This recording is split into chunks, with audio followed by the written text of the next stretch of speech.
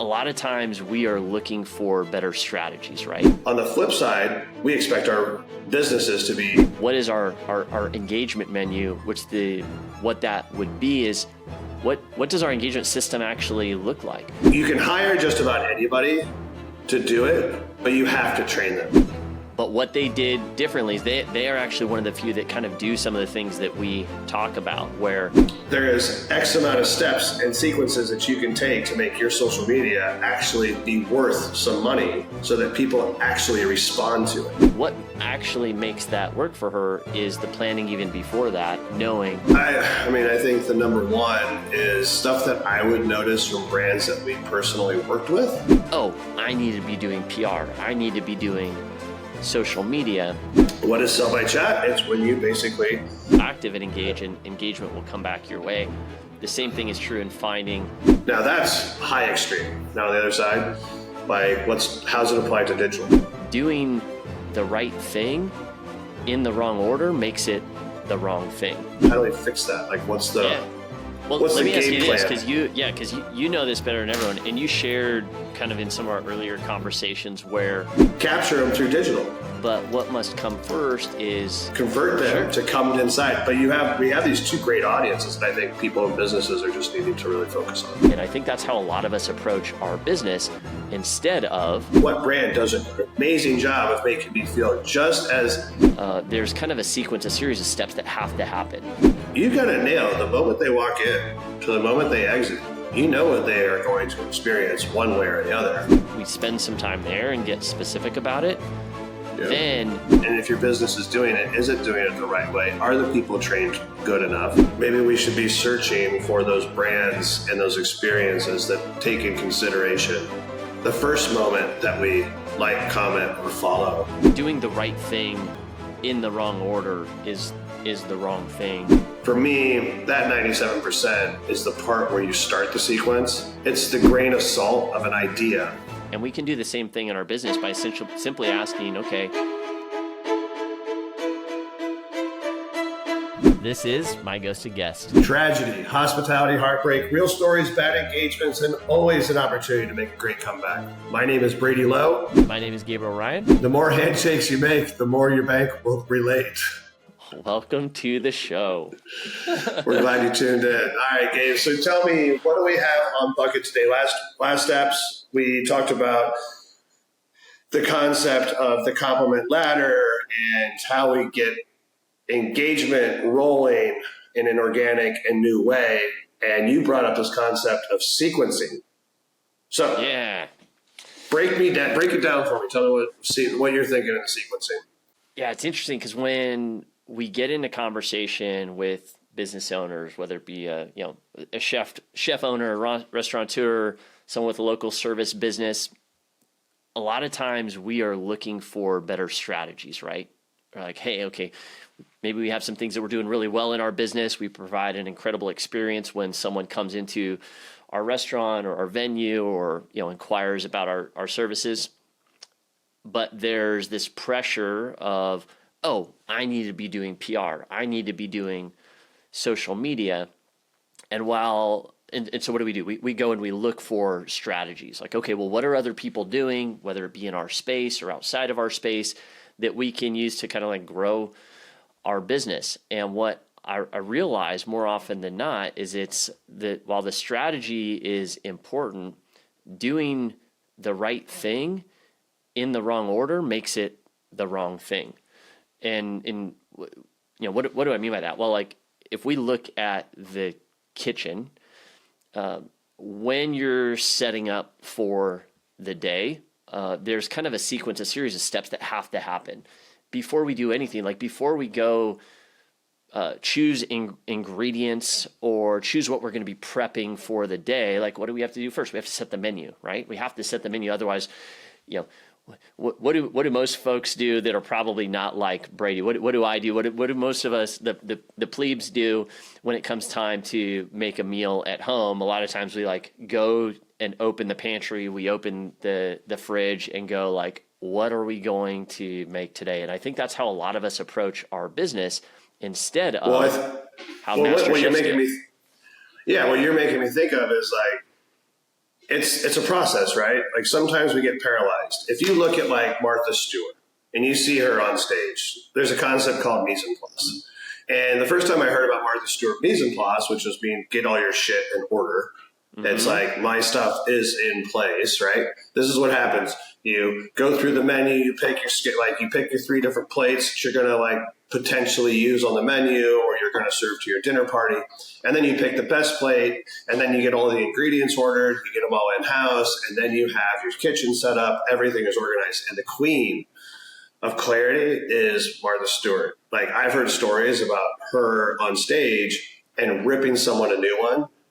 When you look at those little tiny clear bowls and they just dump the ingredients from those bowls into the dish while they're on the flow, that's mise en place. When all of your tools and knives and everything you need is within your foot reach, like you don't have to take more than 2 steps away from your station to execute. And that's why the oven is always right behind and the magic oven is always below, because they don't want to take your eye out of frame, because that's where you lose people. So it makes sense when you're starting to talk about this concept of mise en place. And if you do something wrong, you're going to get your head ripped off. Now that's high extreme. Now on the other side, like how's it applied to digital? Yeah, absolutely. Because I mean, if you look at the concept of mise en place, you could look at on the surface, Martha Stewart doing this thing in the kitchen and think, oh, I need the tiny bowls to put my ingredients into. But like what actually makes that work for her is the planning even before that, knowing what are we cooking today? What are the ingredients that I need? And then let me prep those ingredients that go in the bowls. Because if you have the wrong ingredients in the bowls, it doesn't matter. And now we're talking about plebes again, right? Like Martha Stewart, she just says, 4 months ago, I want to do this dish on this day because it's Thanksgiving. And she has all those teams and systems that know the sequences to get her to be successful when she goes to the thing. She does not check her items. She just expects that they're there perfect. Totally. Is that crazy? Yeah. Yeah. And she's done that planning up front. And I think what we tend to do in our business when it comes to digital is we see the bowls, we see Martha executing in the kitchen. And so we go try to find the strategy before we actually plan to look at like what is our engagement menu, what that would be is what does our engagement system actually look like? So we know the experience we want to create in person, but what is the experience that we want to create online? And do we have that same level of clarity that this is exactly what somebody does when they walk through our front door. This is how we greet them at the front. This is how we see them to their table. This is how our servers are going to interact with them. This is how the head chef or the manager is going to come out and interact with them. We have all of that down and dialed.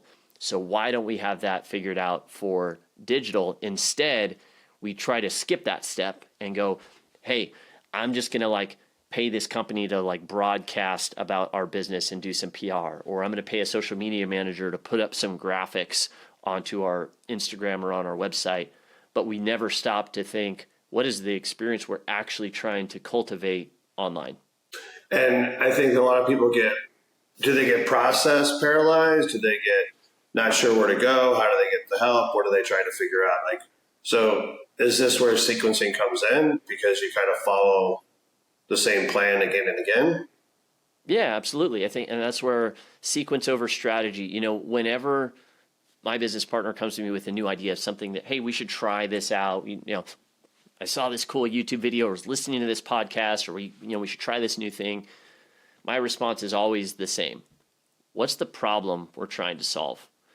Because if we can get clear on that, and this helps incredibly with sequencing. So if we're looking at one, I might have the right strategy, might have the right recipe, but am I doing this in the right order? Are we executing the right plan? If we answer that question of what's the problem I'm trying to solve, and we spend some time there and get specific about it, then it might actually direct us to a different strategy. So when it comes to engagement and creating this kind of remarkable hospitality experience online, we have to ask ourselves first, okay, what's the problem we're trying to solve? Well, you and I know that that's engagement. We have a certain level of engagement when people are in our presence, but when it's online and digital, we maybe don't have that as clear. So what's the problem we're trying to solve is engagement. Can we actually show an interest in our ideal patron before, in between visits or before their first visit with us? And what do we want that experience to look like? That's the problem we're trying to solve. Once we're clear on that, then we just need to kind of design the system in the same way that you would design a system for how we open the restaurant every day, how we prepare for service, and how we close it down at the end of every day. There's a checklist. There's a system for what do we do every single day to create and cultivate this experience.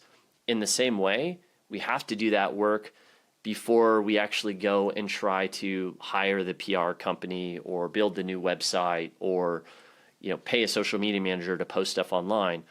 It's all well and dandy to do that stuff, but if we don't know why or what the plan is, what that process is, then we're throwing darts with the blindfold on. Yeah, you're basically telling me it's like, all right, the moment I cross over the threshold into a given business, right? We're talking a brick and mortar, boutique, wine shop, winery, distillery, brewery, restaurant, hotel, right? Mm-hmm. Thresholds. You enter that threshold, there is a series of micro interactions from the moment that you're there to the moment you exit. Yep. Now, that's laid out in a sequence. I come in, I check in, I go to the bathroom, I get my room, I check out, I go home, right? Like everybody knows the quality of those micro interactions is what determines if it's luxury or not luxury, right?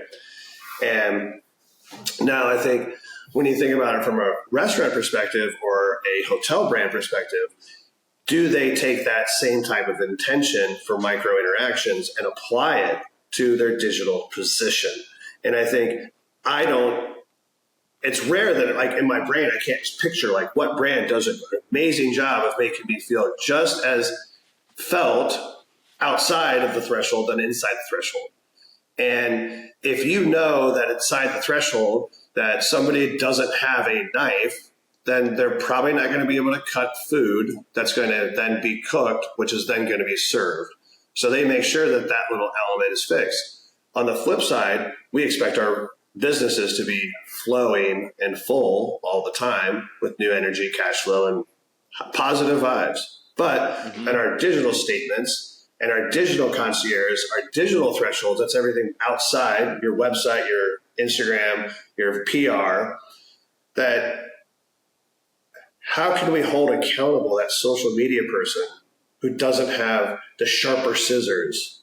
So we always get like this shitty cut on our paper. You know what I mean? They don't have a good stapler. So we always have like double stapled stuff that we always get. Like we can always see the effect of just mediocre work versus like what to me would be the most important thing of those sequences is if your sequence inside the threshold is to build revenue. This drink is tasty, made by so-and-so with X amount of like touches and steps to it, right? Sequence to make you pay for it.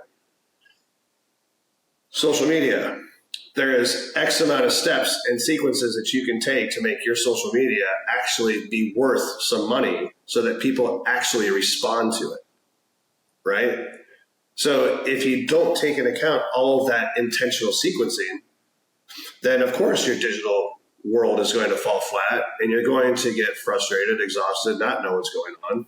And you're going, so if that's the place where I feel like most businesses land, and I've been a victim there before and made bad choices with my restaurant or whatever, how do we fix that? Like what's the what's let the me ask game you plan? this, because you know this better than everyone, and you shared kind of in some of our earlier conversations where it was something along the lines of one of your main goals in the kitchen, and whether it's literally like in a brick and mortar kitchen or at one of your events outdoors, kind of like Global Fire, your number one job was to make sure that everyone was having fun on staff, right? Because if they were, then the byproduct would be an amazing experience. That's kind of the gist, right, of that idea? Yeah. So house party, event party, festival, everything. They're all the same. When you're anything, we're here to entertain. Totally. So when you've hosted those events and when you've been in the kitchen and work with clients, and whether it's, you know, some of the bigger wine regions or an individual brewery or hotel venue, let me ask you this. They're already doing this in other ways. They have a lot of times minimum wage employees or people who are apprenticing who have not done the work of maybe like the head chef before. You know, you've got entry level front of house staff, entry level back of house staff. How do they get this incredible result from people who maybe aren't skilled? How are they already doing it?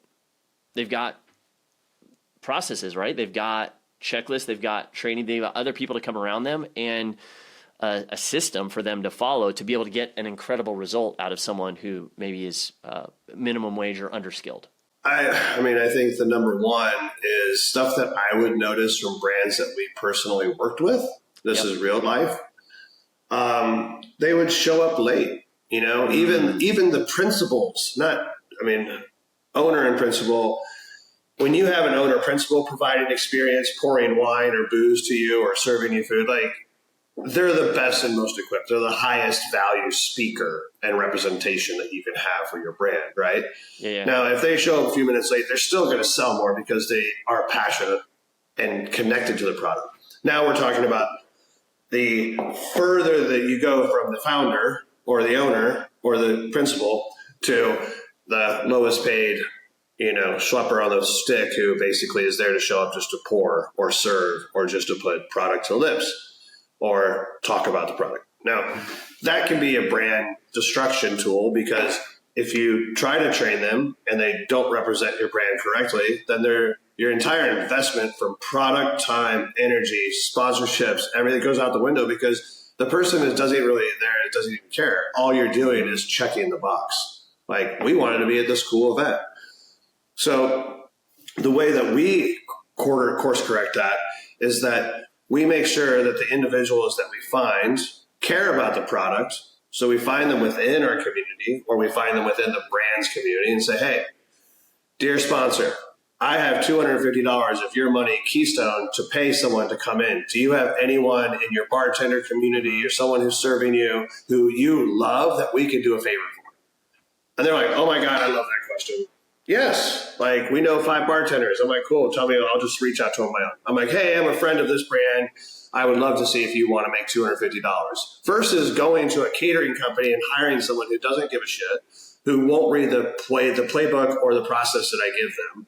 And then they need a principal like me to show them how to do X, Y, and Z at the event. And it still doesn't show up. It still goes flat. So the answer to your question is that you can hire just about anybody to do it, but you have to train them.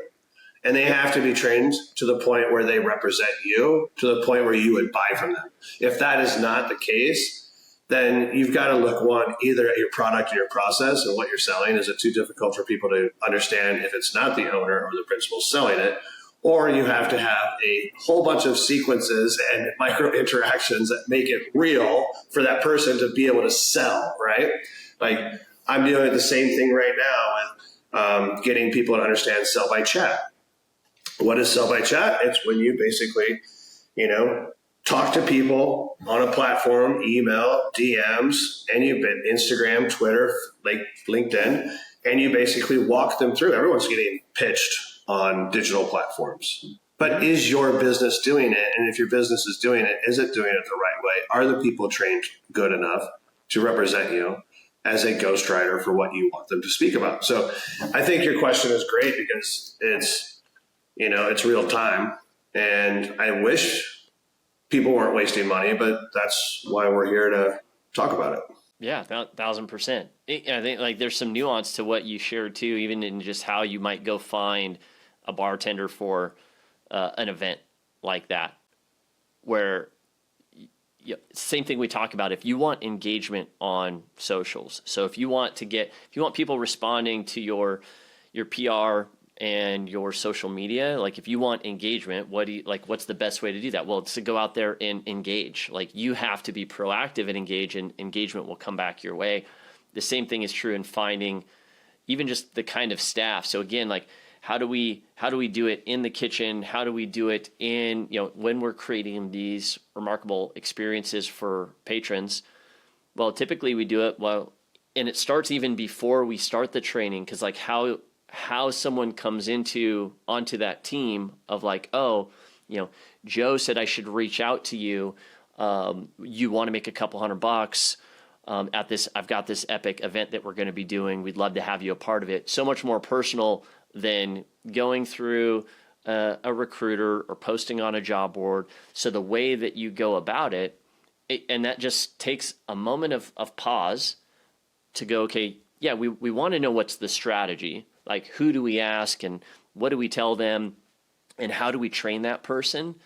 But what must come first is answering the question, what's the problem we're trying to solve? Okay, in this example, we have a one-day, like a private event. We want to create an amazing experience. We've got some of this money that's allocated and we have to find the right people. If we want to create an amazing experience, who are the kind of people that we want, and not even just who are the kind of people we would want working with us on that day, but what's going to be the best way for me to go find those people that's going to, by design, just in the way that we're actually bringing them into the team, is going to create that by default. I think thinking about sequencing like this is very impactful, because I believe that if I were to think about what businesses do I engage with right now in a digital flow, I don't know how many I can name understand that user experience. Except, I mean, some I really do. I mean, some I'm getting pinned, like Alex or Mosey, like master of it, right? I mean, I get messages left and right in different places, and they've got me pinned. They know my universe. And I think understanding that exactly about your guest, your consumer or your guest is the most important part. Like, you got to nail the moment they walk in to the moment they exit. You know what they are going to experience one way or the other. And typically you've got a script for it, right? Yeah. But those who master it in a digital front are the ones who are the scaling and growing their business. Look at the creator community. I say that there's a brand that does this really well. So my wife and I celebrated our 15-year anniversary a couple years ago, 2-3 years ago, a few years ago. And we wanted to take a trip down to Tulum. And we ended up finding this kind of little boutique hotel. They actually had a couple of different hotels in the area. They have one called Nest, one called Radu. And those guys do an incredible job if you're just looking from the outside at their Instagram profiles and their socials and their website, like, their brand is on point. It has this kind of, bohemian boutique luxury kind of feel, right? Fits in with the Tulum kind of overall vibe. Their photos, their graphics, all of that is beautiful. Their videos are great. But what they did differently is they are actually one of the few that kind of do some of the things that we talk about, where the moment that we actually, even before I ended up booking, and I reach out to ask some questions, you could tell that they had a process that engagement mattered to them all the way through, not just during the time that we were going to be there and have our reservation. And then as soon as we booked, and we're I'm replying and commenting on things on their Instagram, because for me, I'm starting to get excited about this experience that we're going to have. I'm literally seeing pictures and videos of what our anniversary is going to be like, and like, oh, I can't wait for this. They're responding back to my comments. They're not just, and it's not just a simple liking, hey, we can't wait to see you there. It's taking that extra step, right? And, celebrating us and our anniversary and what we're, essentially what we've accomplished as a family, those kind of things. Those just like little bite-sized pieces of engagement. And, when I showed up in person, it was exactly what I would have expected, and where I think most of the people that we're talking to now in hospitality, I think, do a really good job. Again, once you show up for the reservation and once you sit down at the table. But then even after that too, we're posting our photos, and we got some likes and comments back from those from after we had already left. So I was left with a really incredible, it wasn't just while we were there, because the details were attended to while we were there on site at those 2 hotels. But it started before we ever got there, before we ever even booked, and even after the fact. And that's why now, whatever, 3 years later, I'm still talking about them. And, when we go back to Tulum, we're probably not going to go somewhere else. Yeah, and you probably can't get a reservation because they've nurtured people for a 3-year cycle. And that 3-year cycle keeps the valleys full. And then you just have a plateau you live on versus peaks and valleys, and you're biking too hard uphill, downhill all day long just to keep your balance. And I think that's a very important part of understanding how you want your business, like on the other side of the threshold, to perform. Yep. But we need to think about it on the before, the aunties, if we will, So I think it's I think it's a great point that maybe we should be searching for those brands and those experiences that take in consideration the first moment that we like, comment, or follow and are showing interest, and how to build on that from the very beginning. So I think that's a great example of the way, for me, recently I've started to notice that GMs, after you stay at a property, hotel, GMs send you a personal email or a text and say, hey, just want you to know that I am the GM of the hotel, and if you ever need anything, let me know. How was your stay? And even though I know it's not going directly to him, if I do say something really raunchy or really like my experience, when I say raunchy, I mean really dig down deep to tell how poor an experience or something was, it will reach the top. But it goes to a place where it says, this guy really wants to engage with our property. Let's put him on the short list of people that are important to our brand because they actually communicate back with us. And they took the first step, right?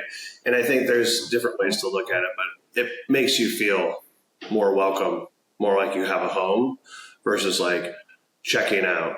And, I think next time I'm going to say I forgot something, and just call it lost and found. see if the GM just pushes me to lost and found. That's my biggest pet peeve, is just not being able to get something that you forget in a room. I think I've realized and seen in my own business is this idea of doing the right thing in the wrong order is the wrong thing, because I often want to jump to strategy and how do we fix it? How do we do better engagement? Oh, let me go see what somebody else is doing. And that's the equivalent of looking at Martha Stewart executing mise en place perfectly and going, oh, it's about the bowls and the knives. It's like, okay, no, that's not what it's about. What it's about is the thinking that was done before she ever started preparing the meal and everything that happened behind the scenes to set the menu, select the ingredients, even know what was going to go in those bowls, how many bowls that they needed. And we can do the same thing in our business by simply asking, okay, we know the experience we want to create in person. What is the experience we want to create online? Before someone becomes a customer, while they're there in our presence, and then after. And if we can answer those questions, and it doesn't have to be super complicated, then we can go pick the strategy of okay, great. Here's how we're going to use Instagram, and we're going to use sell by chat, because as soon as somebody follows us, here's going to be our process to start a conversation with that person. No strings attached. We're not trying to necessarily even sell them on anything other than just get some engagement, give a compliment, because we know that experience is going to turn into reservations. It's going to turn into bookings. And when those people show up, they're probably going to buy more than they would if they didn't have that connection coming in. Yeah, and I think it's clear that you painted 2 audiences, right? You've got your audience that's on site with you, who's in the threshold, right? And then so that's one river. Yep. And then there's another river of people that are, in their pontoons and their, floaties, and they're going down the river. So you've got the people that are within the lake and the restaurant, and you've got the people that are floating by your business every day. And you want to give them the people that are inside your business, that's 3%. Everybody outside is 97%. But you said I just want to jump right to strategy. I just want to go straight to ordering tables and chairs and making food.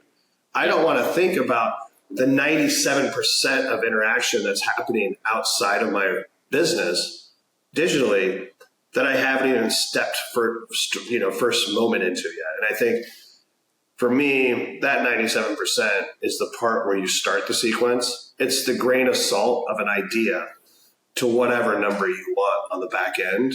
But you got to think that there's a whole lot of people out there that you got to nurture that are just walking by your business on Instagram, web, internet, and they don't even decide to come in because you missed that opportunity to interact with them.